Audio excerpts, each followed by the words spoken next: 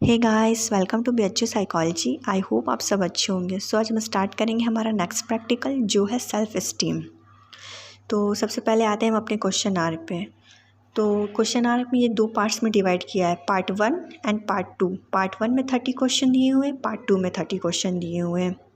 जो हमारा पार्ट 1 है वो है पर्सनली परसीव्ड सेल्फ, और जो सेकंड पार्ट है वो है सोशली परसीव्ड सेल्फ। अब ये होता क्या है?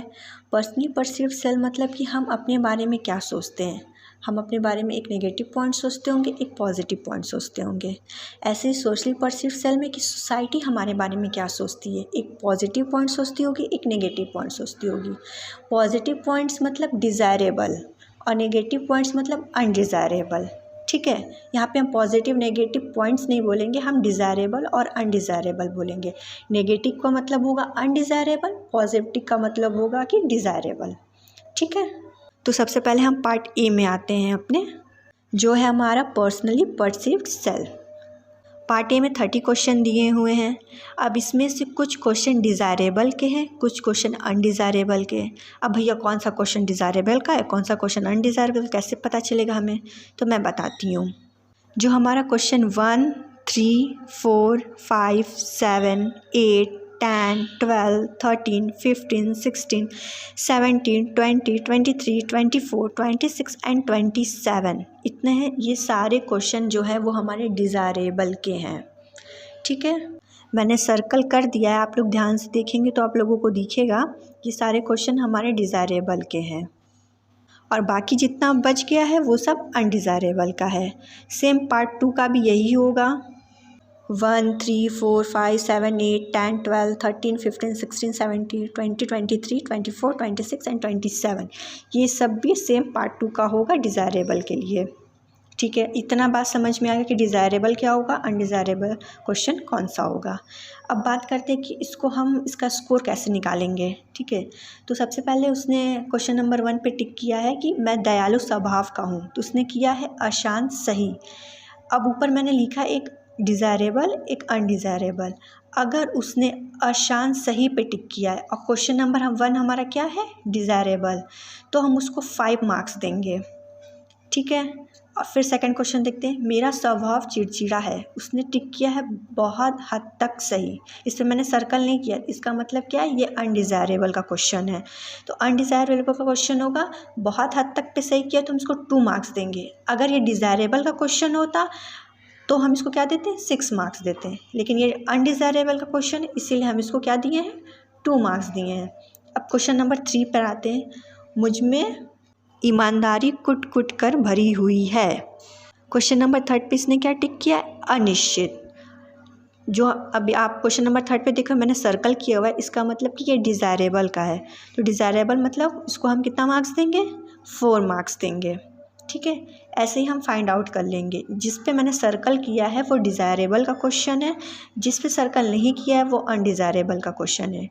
ठीक है, अगर डिज़ायरेबल पुनः सही लगाएगा तो 7 देंगे, डिज़ायरेबल में बहुत हद तक सही लगाया 6 देंगे, डिज़ायरेबल में अशांत सही लगाएगा 5 देंगे, डिज़ायरेबल में अनिश्चित लगाएगा 4 देंगे, डिज़ायरेबल में अशांत गलत लगाएगा 3 देंगे, डिज़ायरेबल में बहुत हद तक गलत लगाएगा 2 देंगे, डिज़ायरेबल में पुनः गलत लगाएगा तो 1 देंगे, और फिर जस्ट अपोजिट इसका अनडिज़ायरेबल हो जाएगा। ठीक है, जैसे कि पुनः सही में लगाएगा अनडिज़ायरेबल में तो 1 देंगे, बहुत हद तक सही लगाएगा तो 2 देंगे। अनडिज़ायरेबल का बात हो रहा है यहाँ पर, ध्यान दीजिएगा। फिर अशांत सही में लगाएगा तो 3 देंगे, अनिश्चित में लगाएगा 4 देंगे, अशांत गलत में लगाएगा 5 देंगे। ऐसे ही करके मतलब हम सारा स्कोर एनालिसिस कर देंगे। पार्ट 1 का भी सेम ऐसे ही करेंगे और पार्ट 2 का भी सेम ऐसे ही करेंगे जैसे पार्ट 1 में किया है। आई होप यहाँ तक आपको समझ में आया होगा कि स्कोर कैसे फाइंड आउट करना है। ठीक है, अगर कुछ समझ में नहीं आया तो आप मुझे कमेंट सेक्शन में पूछ सकते हैं। उसके बाद हम आते हैं अपने प्रैक्टिकल पे कि इसको लिखेंगे कैसे। तो सबसे पहले सेल्फ एस्टीम डालेंगे, उसके बाद इसका एम बताएंगे कि हम इसमें क्या कर रहे हैं। To assess testee self esteem by administering self esteem inventory develop by MS Prasad. ठीक है, हम एसेस कर रहे हैं, क्या कर रहे हैं, सेल्फ एस्टीम। सबसे पहले फिर आता है इंट्रोडक्शन। इंट्रोडक्शन हमारा हमेशा सेंट्रल हेडिंग होता है। अब इंट्रोडक्शन में आप कुछ भी लिख सकते हैं कि सेल्फ एस्टीम क्या होता है, उसके फैक्टर्स क्या होते हैं, मतलब जो भी मिले सेल्फ एस्टीम से रिलेटेड आप वो चीज़ यहाँ पे लिख देंगे। फिर नेक्स्ट है हमारा मेथड। मेथड भी हमारा सेंट्रल हेडिंग होता है। अब मेथड के अंदर बहुत सारे सब हेडिंग्स आते हैं, वो हमारे साइड हेडिंग्स होते हैं। सबसे पहले आता है tasty particular. 15 years old female is taken. मैंने जो ये क्वेश्चन आर कराया था वो 15 साल की एक लड़की से कराया था, ठीक है। उसके बाद नेक्स्ट टूल्स। टूल्स में हम क्या लेंगे, pen, paper, pencil, self esteem inventory, question are, ठीक है। फिर प्रोसीजर। प्रोसीजर में क्या करेंगे कि हमने सब्जेक्ट को बुलाया, उसको बिठाया, एक रैपर इस्टेब्लिश किया, फिर उसको उसके हाथ में क्वेश्चन आर्क दिया और उसको क्लियरली इंस्ट्रक्शन दिया कि क्वेश्चन आर आप फिल कर दीजिए और इसमें कोई टाइम लिमिट नहीं है, बट जितना जल्दी हो सके आप उस चीज़ को फिल करिए, ठीक है। उसके बाद प्रिकॉशन में क्या दिए, प्रिकॉशन में रिलैक्स एटमॉस्फेयर। हमें शोर शराबे में नहीं उससे कराना, एक शांति जगह पे उसको ले जाएंगे, शांति जगह पे बैठाएंगे, फिर उससे ये क्वेश्चन आर कराएंगे। शोर शराबा हो रहा है, पता लगे वो गलत गलत रिस्पॉन्स करके चला गया तो आपका ये प्रैक्टिकल पूरा ख़राब हो जाएगा, कोई मतलब नहीं रहेगा इस प्रैक्टिकल का। तो रिलैक्स एटमॉस्फेयर होना चाहिए। The light should be enough. Light हमेशा शुड बी इनफ होना चाहिए, ना बहुत ज़्यादा रोशनी में बिठाना चाहिए, ना बहुत अंधेरे में बैठाना चाहिए। Given clear instruction. जो इंस्ट्रक्शन है वो आपको एकदम क्लियर देना है। फिर हम आते हैं अपने रिजल्ट एंड इंटरप्रिटेशन पे। रिजल्ट में दो टाइप मैंने बताया था, personally self esteem and socially self esteem. Personally self esteem में दो होते हैं, डिज़ायरेबल एंड अनडिज़ायरेबल। तो डिज़ायरेबल जो है वो हमारा 70 आया है पर्सनली में, और जो अनडिज़ायरेबल है वो 48 आया है। और सोशली में क्या आया है, जो डिज़ायरेबल है वो 71 आया है, और जो नेगेटिव्स है, जो मतलब अनडिज़ायरेबल है, वो 40 आया है, ठीक है। इंटरप्रिटेशन में वही सोशल परसीव सेल और पर्सनली परसीव सेल के बारे में थोड़ा थोड़ा हम बता देंगे, ठीक है। फिर आता है कंक्लूज़न। कैटेगरी 1 में मतलब पॉजिटिव सेल में। पॉजिटिव कैटेगरी 1 एंड 2 हम लोग ने लिया, पहले पॉजिटिव सेल का बताएंगे फिर नेगेटिव सेल का बताएंगे, ठीक है।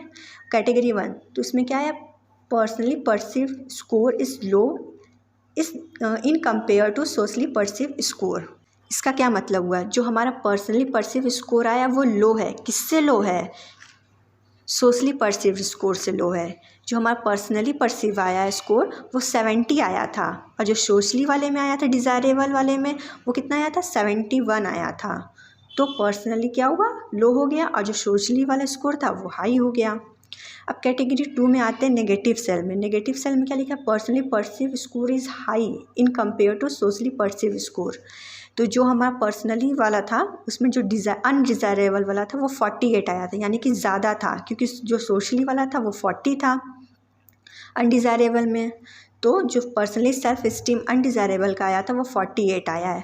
तो वही इसमें लिखा है कि personally perceive score is high in compare to socially perceive score. फिर कैटेगरी 3 हम लोगों ने एक बना दिया कि बैलेंस सेल्फ एस्टीम। दोनों को अगर हम बैलेंस कर दे तब क्या होगा, तो जाहिर सी बात है कि दोनों क्या होंगे, इक्वल हो जाएंगे। तो वही चीज़ यहाँ लिखा हुआ है। फिर लास्ट में हम रेफरेंस दे देंगे कि जो हमने इंट्रोडक्शन वाला पार्ट लिखा है वो कहाँ से लिखा है, किसी साइट से लिखा है, किसी बुक से लिखा है, या मैनुअल से लिखा है, जहाँ से भी आपने लिखा है बस 2-3 रेफरेंसेस आप दे देंगे, ना काफ़ी है। Okay, so this is all about your self esteem practical. I hope आपको समझ में आया। अगर कुछ समझ में नहीं आया तो आप मुझे कमेंट सेक्शन में पूछ सकते हैं। अगर वीडियो अच्छी लगी हो तो please like and subscribe my channel. Thank you for watching.